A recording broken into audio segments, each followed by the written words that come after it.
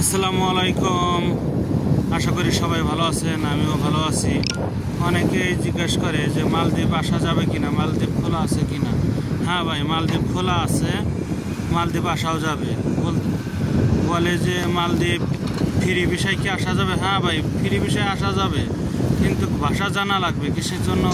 মালদ্বীপ ভাষা একটা প্রচুর দরকার। কি জন্য? মালদ্বীপ ভাষা না জানা থাকলে কাজ যে করবেন, তারা ভাষা বললে আপনারা যদি না বুঝেন যে কাজ করবেন কিভাবে আর কথার উত্তর দেবেন কিভাবে। তো জরুরি ভাষা শেখা। সেই জন্য পুরান লোক যদি আসে মালদ্বীপ ফ্রি বিষয়, তাদের জন্য ভালো।